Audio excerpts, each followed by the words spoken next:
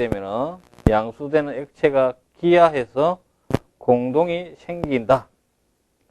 이 공동 부분이 수류를 따라 이동하여 고압부에 도달하면 순식간에 소멸되어 주위에 액체가 유입되어 충격이 발생되는 현상이다. 이게 어떤 내용과 비슷합니까? 수주 분류와 비슷하죠, 그죠? 자, 이 결과 충격이 발생하여 회전차가 파손되거나 소음 및 진동이 발생하여 양수량이 감소 또는 양수 불능 상태까지 이르게 되는 현상을 뭐란다? 공동현상이라고 이야기한다. 자, 그러면 여기 봅시다. 가항하고 나항은 이해를 해야 돼요, 이제. 어디서 설명했던 겁니까? 수주 분류에 제가 설명드렸던 겁니다. 그림상에서 이해되시겠죠, 이제? 그죠? 이게 계속해서 발생이 될 때 뭐가 안 된다? 양수가 안 되거나 펌프에 충격을 줘서 파괴를 일으키는 현상이 공동현상이다. 그러면 머릿속의 개념은 그 개요 부분 수주 분리 대강 설명해 주면 되고 거기다 플러스 뭐 해주면 된다? 요 내용만 플러스 해주면 되는구나. 꼭 공부 못하는 사람이 처음부터 끝까지 토시 하나까지 다 외우려고 합니다. 건정희 씨 당신 말입니다. 남한테 설명하듯이 설명하는 그대로 적으세요. 채점자들도 여러분들이 무슨 말을 할지 압니다. 이거는 책이니까 이렇게 제가 설명하고 하는데 이거 다 그대로 외우실래요? 네? 이거 열심히 외워놓으면 앞에 가서 에라이 패면 뒤에가 가물가물한데 뭐. 자, 그 다음 문제점.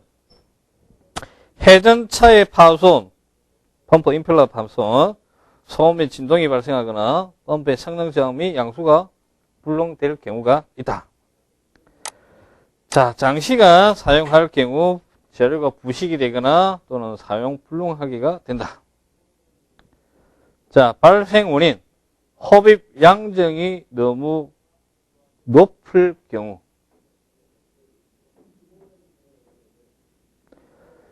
물 흐름 자체가 급변하거나 와류가 발생되거나 유료의 장애가 발생될 경우. 자, 그 다음에 공기가 흡입될 경우. 자, 그 다음에 유효 흡입 수두가 펌프에 실제로 이용되는 유효 흡입 수두 관계를 만족시키지 못할 때, 그건 우측으로 보시면 자세하게 나오니까 좀 더 자세하게 설명드리기로 하고요. 발생 장소는 펌프의 회전차 부근, 갈로전 유속이 큰 곳이나 수류의 방향이 급변하는 장소, 상부의 유속 및 유량 변동이 있을 경우에 많이 발생이 된다. 자, 여기 한번 봅시다. 공동현상에 영향을 주는 요소는 여러분들 읽어보시고요. 자, 여기 봅시다. 지금까지 뭐 개요부터 발생 장소까지 했는데 이거는 시험을 할 때 여러분들이 적어야 되는 내용이니까 어쩔 수 없이 이렇게 적어야 됩니다. 근데 항상 중요한 거 우리 저번 시간 할 때 세정할 때 그죠? 스크레이프 방식이냐 로타리 방식이냐 머릿속에 개념이 먼저 와닿아야 돼요. 로타리 방식은 뭐라고 생각하면 되겠어요? 오거가 회전하면서 스케일링 전동 칫솔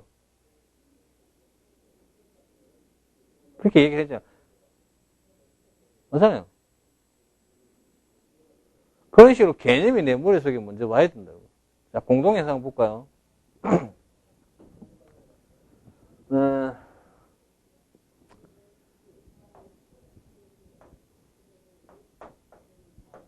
펌프가 여기 달려있어요. 물이 채워져 있다고. 물이 채워져 있어요. 공동이라고 하는 거는 이 갈로돈 내에서나 주파수 변화라고 보시면 됩니다. 물 흐름 주파수가 바뀐다고. 가득 차서 갔다가 공동이 조금 있다가 공동이 컸다가 공동이 다시 찼다가 하는 이게 주파수에서 일어나는 현상이 공동현상이라고 보시면 돼요. 네.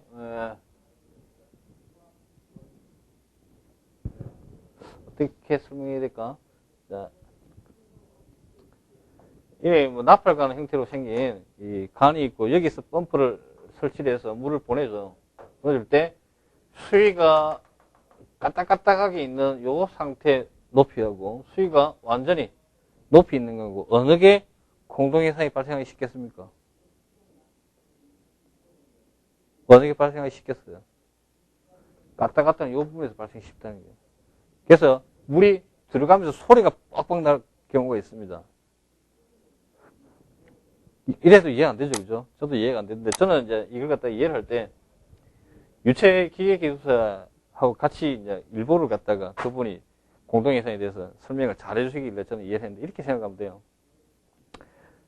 치과에 가면요. 저는 치과 굉장히 가기 싫어하거든요. 이상하게 무섭대요, 거기는. 치과에 가서 이제 이렇게, 예를 들면, 어디, 뭐, 스케일링을 할 때, 목을 이렇게 뒤로 젖히고, 작업을 하잖아요, 그죠? 뭐, 드릴 같은 거 하고, 뭐가 나옵니까, 또? 물 뿌리는 스프레이하고, 또, 석션 하는 거고. 석션이 제대로 넣을 때 어떻게 됩니까, 여러분들? 누워있었어요. 조금씩 넘기잖아. 어? 하잖아. 그죠? 합니까, 안 합니까? 하잖아요. 저만 합니까? 하잖아요. 그게 바로 공동위생을 보시면 돼요.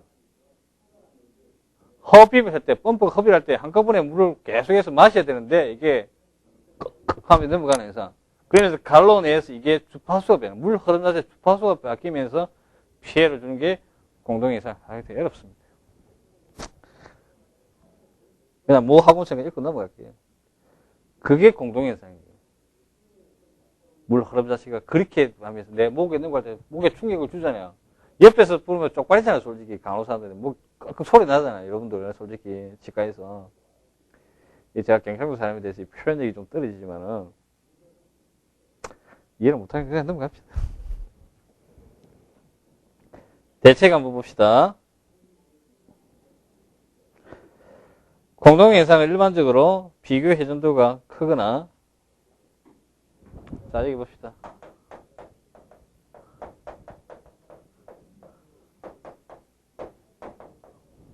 비교 회전도가 크거나 흡입 양정이 클 경우에 쉽게 발생이 되더라.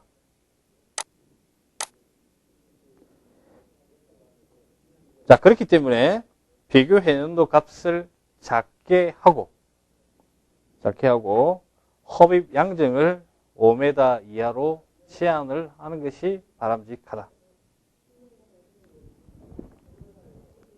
자, 그 다음에 펌프에 이용되는 유효 흡입수도가 펌프가 필요로 하는 유효 흡입수도보다 항상 크게 하는 것이 좋다는 거예요.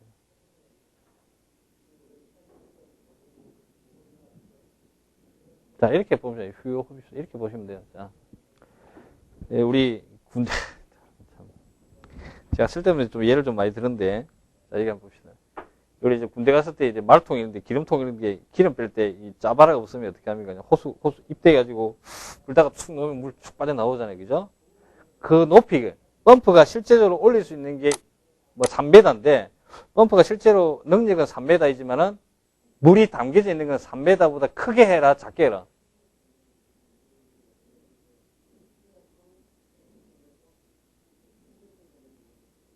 펌프가 빨아당길 수 있는 능력은 3m 밑에 있는 걸 빨아당길 수 있어요. 하지만 공동에서 방지하기 위해서는 실제적인 물이 차 있는 높이는 3m로 할까요? 더 밑에 물이 있어야 될까요? 더 위에 있는 게 좋을까요? 더 위에 있는 게 좋다 이 말이에요. 빨아당길 때. 그 말을 이렇게 표현한 겁니다. 그 말을 이렇게 표현한 거라. 그 다음 라하 유효 흡입수도를 가능한 크게 하기 위해서는 펌프 설치 위치를 낮게 하고, 낮게 한다는 말은 3m이지만은 펌프 설치구를 낮게 하면은 더 내려가기 때문에. 그죠? 물이 여기 있는데 요게 지금 펌프가 여기서 여기까지가 3m인데 펌프 위치를 더 낮아버리면 여기까지 내려가잖아요. 이 말입니다. 실제적인 능력은 밑에 끝까지 좀 더 밑에까지 올릴 수 있기 때문에 펌프 설치구를 낮추자는 겁니다. 그 다음에 흡입 배관을 짧게 하자. 흡입 배관을 짧게 하는 거는 뭘 줄이자? 신부장님 뭘 줄이자?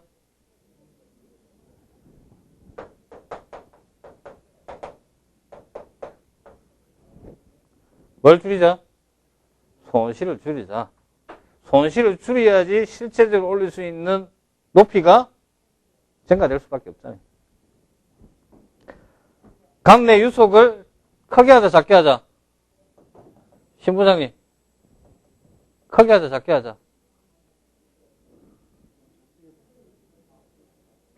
아니, 이게 손실 수도니까 유속을 크게 하면 이게 커지잖아. 커지면 안 되잖아요. 수도가 손실이 없어야 되잖아요. 그러니까 이것도 외울 필요가 솔직히 없는 게 이거만 알고 있으면 하면 되는 거라. 그 공부 못한 사람이 처음부터 다 외웁니다. 외우게 되면 이게 크니 난이 나중에 되면 이게 헷갈려. 분명히 그런 걸 겪을 겁니다.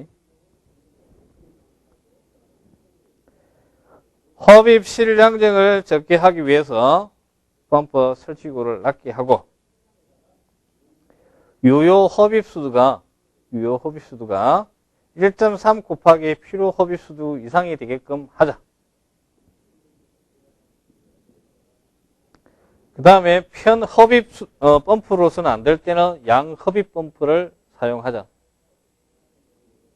양 흡입 펌프를 사용하자. 나머지 부분을 한번 읽어보시고 펌프의 흡입측 밸브는 유랑 조절을 절대로 하지 말자. 절대로 하지 말자. 뭐가 생기기 때문에 자 여기 보세요. 유효 흡입수도란 말입니다. 공동현상은 흡입수도 때문에 일어나는 거다. 밸브를 가지고 조작을 해버리면 흡입되는 구간에서 뭐가 발생이 된다? 뭐가 일어난다? 저항이 더 발생되잖아. 아까 했었잖아. 이렇게 간다고. 안 된다는 거예요. 그래서 차라리 하려고 그러면 올라가는 쪽에다가 밸브를 짜서 조절을 해야 된다. 흡입 측에는 절대로 손을 대지 말자. 공동현상 때문에. 공동현상은 뭐하고 관계되는 거다? 흡입되는 부분에서 발생되는 거다. 흡입되는. 그러니까 흡입 측에는 절대로 하지 말자.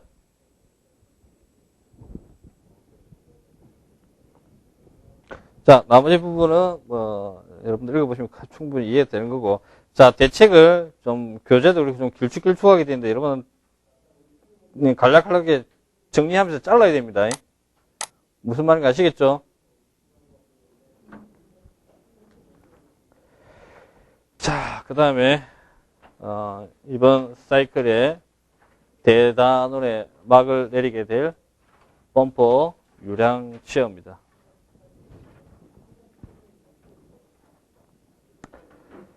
자, 펌프 유량 체어는 그 목적에 따라 수위를 조절할 수도 있고 유량을 조절할 수도 있고 동력을 제어할 수도 있다.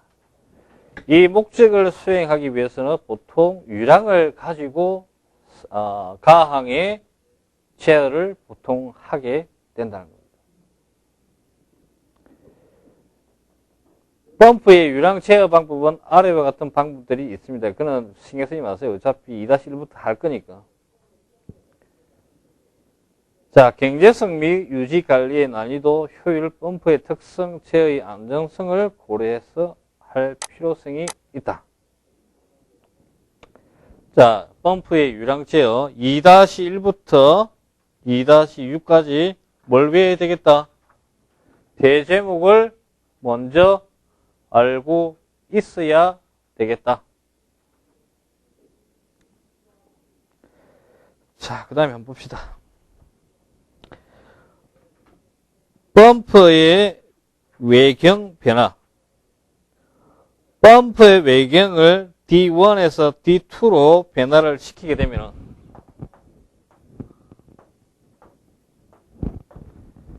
D1에서 D2로 하게 되면 Q와 H가 바뀌게 된다. 어떠한 법칙에서 밑에 있는 공식에 의해서 바뀌게 된단 말입니다. 자, 그러면은 D1과 D2의 외경은 우리가 알고 있습니다. 맞습니까? D1은 원래 외경이고, 그죠? D2는 외경을 깎았을 때 외경입니다. 그러면 원래 Q는 알고 있어요. 원래 D1일 때 나가는 유량을 알고 있기 때문에 이 공식에 의해서 새로 외경을 깎았을 때 Q를 알 수가 있다는 겁니다. 그 다음에 양정도 알 수가 있다는 거예요. 자, 여기 한번 봅시다. 보통은 저도 뭐 상하수도지만 펌프 쪽으로 뭐 전문적으로 안 하니까 그런데 그 외경을 변화시켜서 그러니까 펌프 임펠러라고 하는 건 우리가 쉽게 이해할 때는 이 선풍기 나개 같은 게 안에 들어있단 말입니다. 얘가 이제 회전을 하면서 물을 이제 펌핑을 하게 되는데 경우에 따라서 이걸 깎는답니다.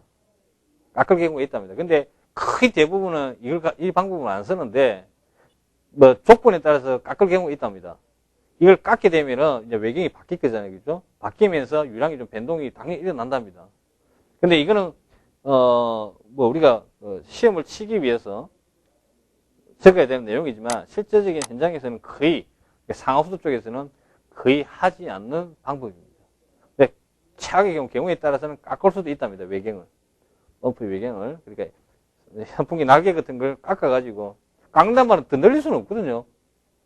깎아서 한다는 말입니다. 자, 그 다음에 펌프의 운전 대수를 제어하면 당연히 되겠죠. 그죠?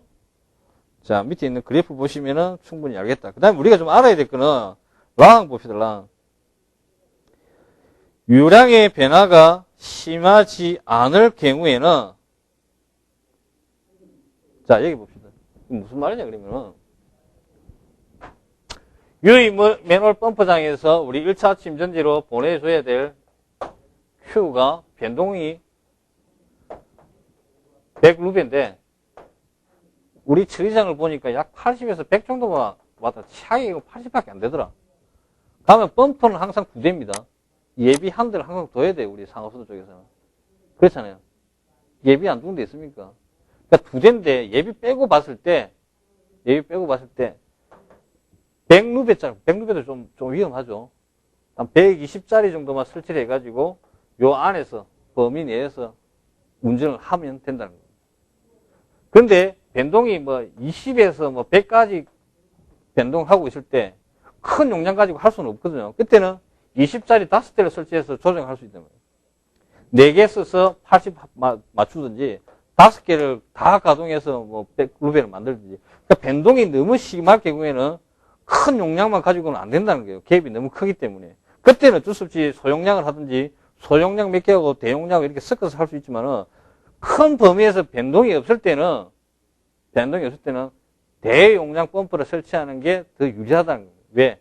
배관 부분이라든지 그 다음에 설치 장소라든지 이런 걸 고려했을 때 딱 2대만 설치하는 게 좋지 뭐 5대, 6대 설치하는 뭐 유지 관리도 복잡하다는 거예요. 그 다음에 제어 쪽도 굉장히 복잡할 수밖에 없잖아요. 현장에서. 그런 얘기를 하는 겁니다. 자, 그 다음에 밸브의 궤도 조절. 자, 밸브 궤도 조절은 용량의 70% 선에서 운전하는 것이 바람직하다. 왜? 70%를 넘어가게 되면 효율이 떨어지고 소음이 발생될 수가 있다. 또 뭐가 발생된다? 그렇죠. 수격작용도 일어날 수 있는 우려가 있기 때문에. 자, 그 다음에 이 그래프는 기억나시죠? 아까 했잖아요. 그죠?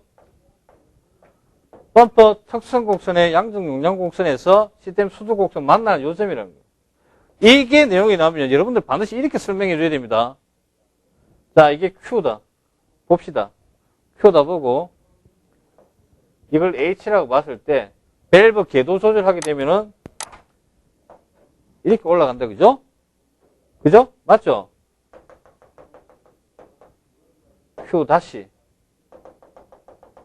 H 다시 1번, 2번. 1번은 초기, 2번 궤도 조절. 했을 Q, H, Q 다시, H 다시로 변한다. 이런 식으로 설명해 줘야 돼요. 아시겠습니까?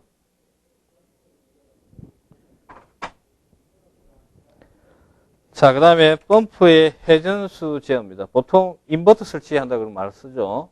인버터 제어. 펌프에서 인버터 제어는 바로 회전수 제어를 이야기한다. 그렇게 보시면 됩니다. 배수 펌프 제어에 유리하고 회전수 제어기 가격이 비싸므로 소용량 펌프보다는 대용량 펌프에 유리하다. 그 다음에 아래와 같은 법칙에 의해서 회전수를 제어하게 되면은 Q라든지 H라든지 P가 바뀐다는 거예요. 자, 이 공식도 좀 외워야 되겠죠. 자, 나중에 공부하다 보면요. 이거 한번 볼까요? Q-는 Q, H-는 H, P-는 P. 뒤에 거는 틀립니다. 그죠? 1승이냐, 2승이냐, 3승이냐, 이게 또 나중에 헷갈려요. 헷갈린다니까요. 이사장님, 회사 잉크젯 있습니까? 회사에 뭡니까? 프린트기 있습니까? 큰 도면 뽑아내는 거. 예, 플로트. 어디 메이커 어디입니까? 앱선 겁니까? HP 겁니까? HP 나오네요. 그죠? QHP. H는 제고, P는 삼성. 이렇게까지 했는데 또 까먹을라. 저도 이렇게 착오를 겪고 시행착오를 겪은 상태에서 이렇게 하니까 평생 안 까먹더라고. 플로트는 전부 다 HP를 쓰네요. 보통 사무실마다. 안 까먹겠죠? 신부장님 까먹을 것 같아. 자, 그 다음에 봅시다. 직렬, 병렬 운전이다. 자, 이거는 바로 그래프를 가지고 제가 설명을 드릴게요. 자, 여기 봅시다. 이것도요, 대제곱 알고 있는 상태에서 그래프 가지고 여러분들 설명을 할 수 있어야 됩니다. 자, 여기 봅시다.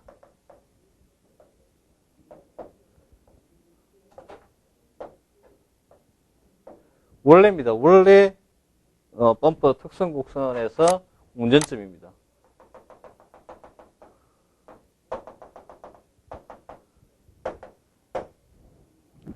직렬한다는 거는 아까 같은 궤도 조절 같은 경우 시스템 수도 곡선이 움직였다. 그죠? 시스템 수도 곡선은 궤도 조절은 이게 움직였잖아요. 밸브 잠그는 거하고. 그죠? 직렬 운전은 끝나는 점은 그대로 두고 여기 곱하기 2라고 보시면 돼요. 이런 식으로 바뀝니다. 대수가 늘어날수록. 자, 그럼 어떻게 바뀝니까? Q-로 바뀌고 AC-로 바뀝니다. 이렇게 바뀝니다. 자, 그 다음에 병렬 운전은 두고 요게 2배로 간다는 거예요. 이런 식으로. 자, 그렇기 때문에 직렬하고 병렬하고 있다. 직렬은 X축으로, Y축으로 2배. 병렬은 기준점은 그대로 두고 X축으로 2배 간다. 시스템 수동곡선 바뀌지 않아요. 그러면 처음에 Q가 요 Q에서 Q가 이렇게 바뀌었다. Q가 바뀌었다. 그래프가 좀 이상한데. 그래서 Q를 주로 변화시킬 때는 어떤 형태? 병렬로 가고.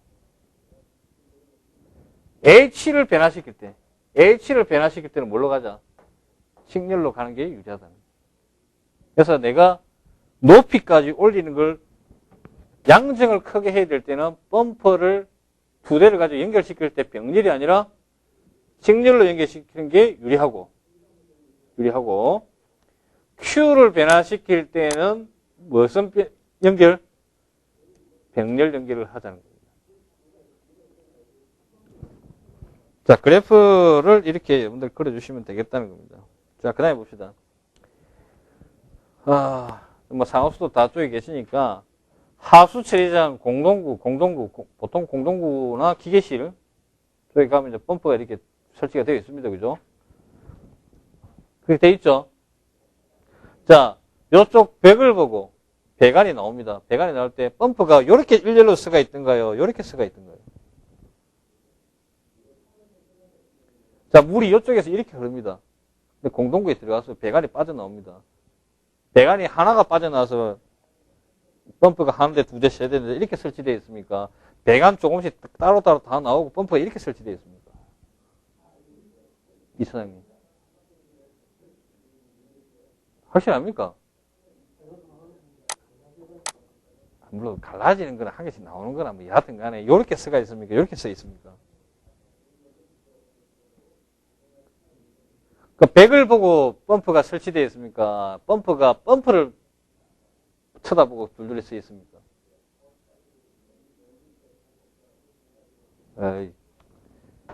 이게 구조물이고 이것도 구조물이에요. 공동구에 봤을 때 펌프가 이렇게 설치돼서 물 나갑니까? 아니면 펌프가 이렇게 설치되어 있습니까? 물은 이렇게 흘러가. 구조물로 봤을 때. 이게 지하니까. 이렇게 써 있습니까? 이렇게 써 있습니까? 재홍 씨. 이렇게 써 있죠? 이게 바로 뭐다? 직렬이 아니라 병렬이라는 겁니다. 계속 교대 운전을 하죠. 어? 교대 운전. 무슨 말인지 알겠습니까?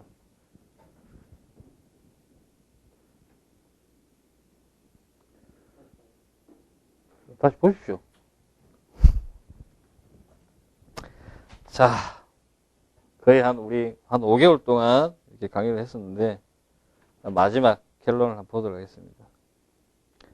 경제성이나 유지관리 난이도, 제어 효율, 범퍼 특성들을 고려를 해야 되고, 유랑 변동이 심할 경우에는, 아까 뭐라고 했습니까? 자, 여기 봅시다. 유랑 변동이 클 때는 대규모냐, 소규모냐 두 개만 보면 어느 게 유리하다? 소규모를 여러 대 설치하는 게 유리하다. 하지만 그거보다 더 좋은 거는 대규모 설치해놓고 뭘로 제어하자? 회전수를 갖고 제어하는 게 더 경제적이다. 이런 내용입니다. 경제적이다. 자, 그 다음에 라항도 여러분들이 한번 읽어보시고요. 자, 중요한 거는 범퍼 갈로 특성과 범퍼 성능 등을 고려해서 제어의 안정성 및 확실성, 그 다음에 효율, 운전 보수, 그 다음에 뭘 또 방지할 수 있는 형태로 가야 된다. 공동 현상 및 수격작용이 발생하지 않는 여러 가지 고려사항들을 고려를 해야 된다. 그런 내용입니다. 경우에 따라서는 이 범퍼 쪽에 여러분들이 좀 더,